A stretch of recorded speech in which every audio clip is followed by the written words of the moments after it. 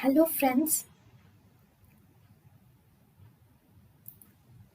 welcome to Creative Medicine. In this lecture, we will learn about Hello friends, welcome to a new topic today in pharmacology, which is autonomic nervous system. So in the autonomic nervous system, we have parasympathetic nervous system and sympathetic nervous system. So we have somatic nervous system also. So in the somatic nervous system, okay, before we don't need to learn about somatic nervous system. So in the autonomic nervous system, we have parasympathetic nervous system and we have sympathetic nervous system. So we will first learn about parasympathetic nervous system. In parasympathetic nervous system, we have two receptors. We have nicotinic receptors and we have muscarinic receptors. In the nicotinic receptors, we have N type of nicotinic receptors and NM type of nicotinic receptors. And these muscarinic receptors are M1, M2, M3, M4 and M5. Okay, now this nicotinic receptors, these are present in all autonomic ganglia. They are present in autonomic ganglia and adrenal medulla, and they help in impulse transmission, noradrenaline or adrenaline. So what are the agonists of this? The agonists are nicotine and epibutide. Nicotine and epibutide are agonists of nicotinic receptors. Then what are the antagonists of this receptor? These include trimethophan and also hexamethonium. We have trimethophan and hexamethonium, which are antagonists or ganglion blockers of nicotinic receptors. Then what are NM receptors? NM are present in neuromuscular junction. Okay, that is skeletal muscle junction. It is present in acetylcholine, succinylcholine, D-tubercularine, and we have alpha bungarotoxin also comes under NM receptor. This alpha bungarotoxin is a venom of elapidate snakes. Okay, this muscarinic receptors are M1, M2, M3, M4, but only first three are important. So if you see M1, it is present in CNS, causing CNS excitation. It is also present in stomach, increasing the gastric secretion. And if you see M2 receptors is present in heart, which causes increased heart rate, increased SA node contraction causing hyperpolarization. AV node, M2 receptor, it decreases the heart rate. It causes SA node hyperpolarization. AV node, it decreases the velocity of conduction. In atrium and ventricle, it decreases the contractility. Okay, then M3 occurs in all the other things. Like if it is in eye, it causes contraction of the contraction of circular muscles of eye causing meiosis. In the respiratory system, it causes contraction of bronchi causing bronchoconstriction. In the glands, it causes the contraction of the gland causing increasing secretion. It increases the secretion of lacrimal gland, sweat gland, salivary gland and gastric gland. In the bladder, this increases the contraction of detrusor leading to voiding. In GI, it leads to contraction that is causing increasing peristalsis causing evacuation of bladder. Okay, now what are the drugs which are seen in M1, M2, M3? So if you see M1, M2, M3, the drugs are, if you see agonists first, that is oxymorphine is the agonist of M1, which is used it is used for induced peptic ulcer disease experimentally, whereas M2 is methacholine, which is nothing but delayed diastolic depolarization, whereas M3 it includes bithanacol, which has urinary bladder voiding. Treatment is urinary retention or xerostomia. Treatment is urinary bladder voiding, that is urinary retention, and xerostomia is seen in bithanacol. Then you have antagonist. In the antagonist, we have pyrenzapine and we have telenzapine. Okay, these both are used in the treatment of peptic ulcer disease. That is pyrenzapine and telenzapine are used in the treatment of peptic ulcer disease. In M2, we have trimipramine. M2 antagonist is trimipramine. M3 antagonist include darifenacin and tolterodine. Darifenacin and tolterodine. Both these causes, because these are M3 antagonists, right? Normally M3 agonist causes urinary bladder voiding. So M3 antagonist causes urinary retention. So where are they used? Darifenacin and tolterodine are used in urinary incontinence. These are used. Okay, but there is one drug which is M1, M2, M3 blocker, which is called as atropine, which is used in all the symptoms. Okay. Next in eye. In eye, if you see, we have two types of muscles in eye. We have circular muscles and we have radial muscles also in the eye. Right? We have both circular muscles and radial muscles. So, eye, we have two actions. One, we have meiosis. Second, we have mydriosis. So, we have active meiosis and we have passive meiosis. Secondly, we have active mydriasis and we have passive mydriasis. So, if you see in active meiosis, that is, there is active contraction of the ciliary muscles occur in active meiosis. And in this case, this is M3 agonist occurs. In active meiosis, that is pilocarpine. Okay. Passive meiosis includes the dilatation of the radial muscles, causes passive meiosis. So this is done by passive meiosis is done by phenylephrine, that is alpha 1 blocker, that is radial muscle dilatation, which is by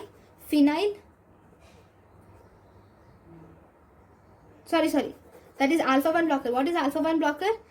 Prazosin or phentolamine or prazosin, alpha 1 blocker, where you have passive meiosis. Then active mydriosis is by the contraction of this radial muscles. Active mydriasis is by contraction of radial muscles.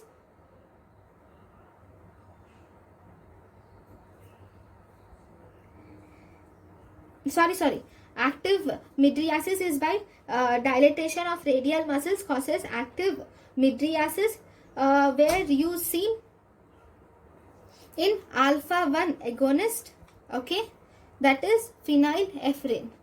Okay. Passive mydriasis occurs because of the dilatation of circular muscles, which is due to M3 blocker, which is atropine. So the drugs should be important rather than the action. The drugs are very important. Okay. So active meiosis is by M3 agonist, which is pilocarpine. Passive meiosis is by alpha 1 blocker, which is phentolamine and prazosin. Active mydriasis is by alpha 1 agonist, which is phenylephrine.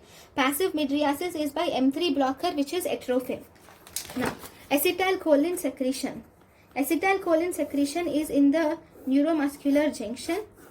Okay, acetylcholine, the choline enters the nerve terminal, and this combines with acetate and it forms acetylcholine. This will reach the synaptic vesicle. Okay, with the help of VAT channel, it reaches the vesicle and it goes through exocytosis and reaches the synapse. And in the synapse, in the terminal, it has N receptors and M receptors. But this acetylcholine, in the presence of acetylcholinesterase, it gets converted to acetate plus choline, and this choline is transported back. If you see, this choline is the rate limiting enzyme or rate limiting step is choline uptake. Choline uptake is the rate limiting step in this whole process. Okay. Now there are certain drugs which will inhibit this pathway. So if a drug inhibits the uptake of choline, then we call it as hemicholinum, which will inhibit the uptake of choline.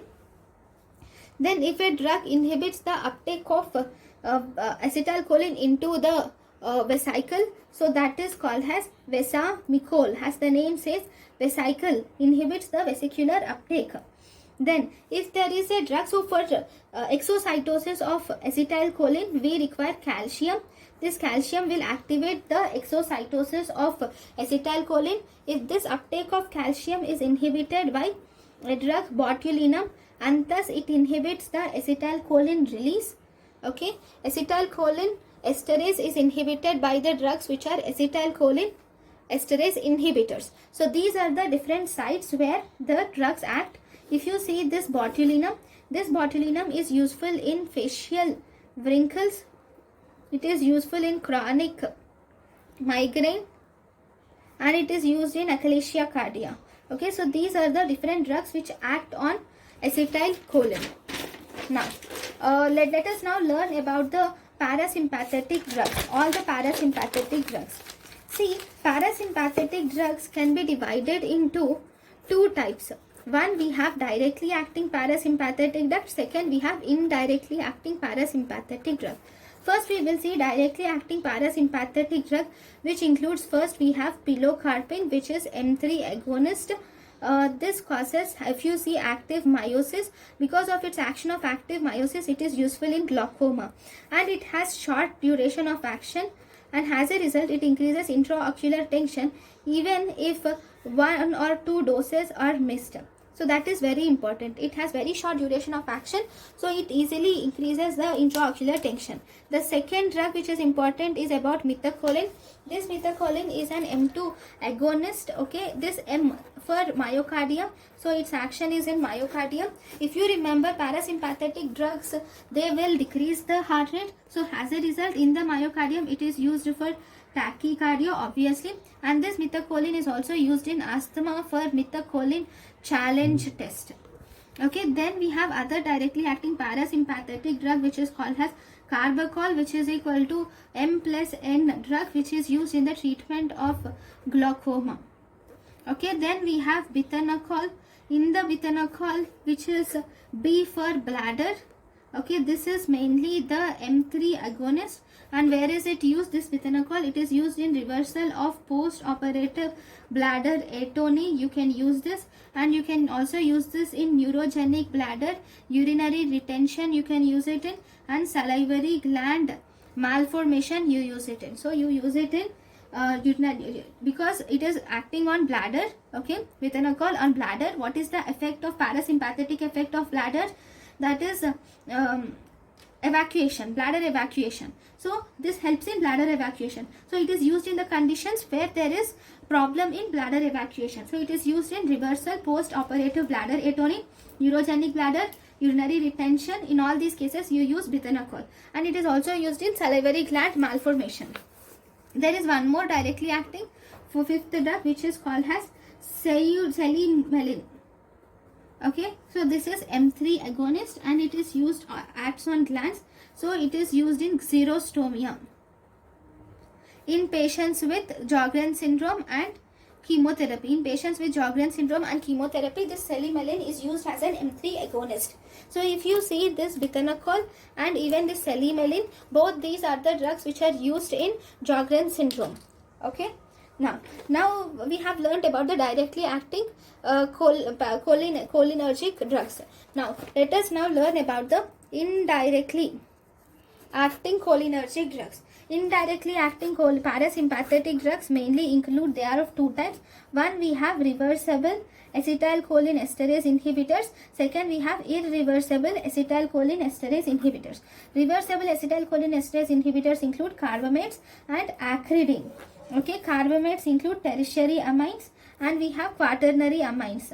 Tertiary amines are, as the name says, they crosses blood-brain barrier, and there is only one drug in this, which is physostigmine. Whereas quaternary amines, they do not cross blood-brain barrier, and there are many drugs in quaternary amines which are rivastigmine, pyridostigmine, edrophonium, ambanonium, demecarium, neostigmine, donepezil, galantamine. Okay, so all these are the quaternary amines. What are they? See, reversible acetylcholinesterase inhibitors are of two types. One, we have carbamates. Second, we have acridine. Acridine drug is stachrine. Okay, carbamates are tertiary amines which can cross blood-brain barrier, and these are physostigmine. Whereas quaternary amines does not cross blood-brain barrier, and these include rivastigmine, pyridostigmine, edrophonium, ambanonium, dimecarium, neostigmine, donepezil, and galantamine. Irreversible acetylcholinesterase inhibitors are again of two types. One, we have organophosphates, and then we have carbamates. Okay, organophosphates include ecothiopate. Okay, then we have parathione, diflose, malathione, diazinon, tabum, sarin, and soman. Okay, this tabum, sarin, soman are potential nerve gases. Tabum, sarin, soman are potential nerve gases. Carbamates include carboryl popoxer. Carbamates include carboryl popoxer. So these are irreversible acetylcholinesterase inhibitors. Now let us learn about the important points about these acetylcholinesterase inhibitors. First we will see reversible acetylcholinesterase inhibitors. So first we will see uses of them. First, it is used in atropine poisoning, because atropine poisoning is Atropa balladina. Okay, the drug of choice of atropine poisoning is physostigmine. What is atropine? Atropine is obviously anticholinergic drug. So we can use physostigmine, which is a cholinergic drug for this. And we can use reversible acetylcholinesterase inhibitors in myasthenia gravis, which is used in edrophonium or penicillin test, where you use edrophonium, or edrophonium is the drug which is used for myasthenia gravis. And the treatment of myasthenia gravis is also by acetylcholinesterase inhibitors, which include pyridostigmine, ambanonium and neostigmine. Pyridostigmine, ambanonium and neostigmine are the drugs which are given. Then we have Alzheimer's disease also, where you use this reversible acetylcholinesterase inhibitors. The drug of choice for Alzheimer's disease is donepezil is the drug which is used, and you can use tacrine, but now it is withdrawn from the market because of hepatotoxicity. This tacrine has been withdrawn in the market. Treatment of this Alzheimer's disease is donepezil, which is the drug of choice, and you can also have rivastigmine. Okay, and galantamine is also used, which is lipid soluble. Galantamine is lipid soluble and it can also be used. Then we have paralytic ileus or bladder atrophy. This is given for this. We use neostigmine is used for paralytic ileus and bladder atrophy. Okay, and there is something called as cobra bite. In cobra bite, you can use neostigmine. See, cobra bite, the toxin of cobra will block both nicotinic receptor and muscarinic receptor also. So in order to reform the acetylcholine, you have to give neostigmine, and for nicotinic receptor reforming, you have to give atropine.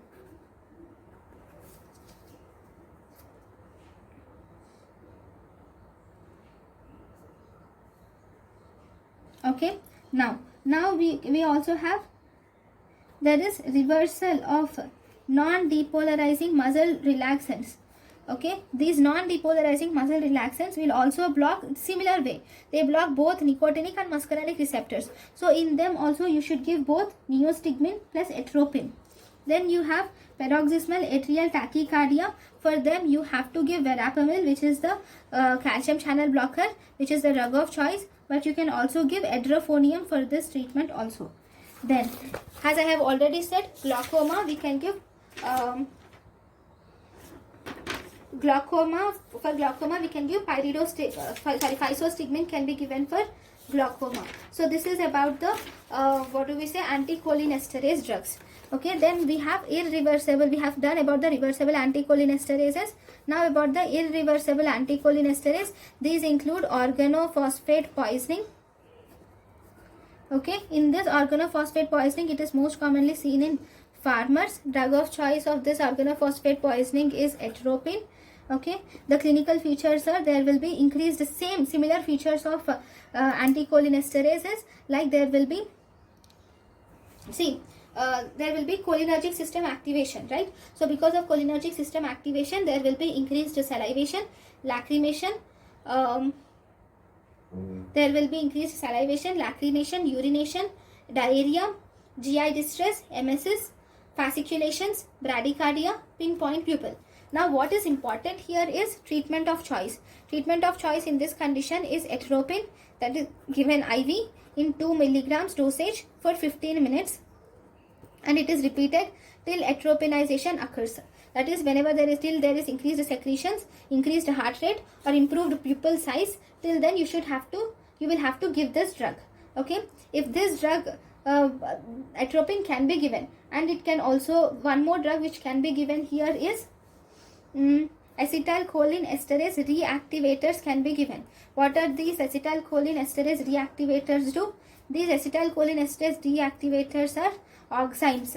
Oximes include two types. We have pralidoxim and obidoxim, which act peripherally, whereas diacetylmonoxamine will act both peripherally plus centrally.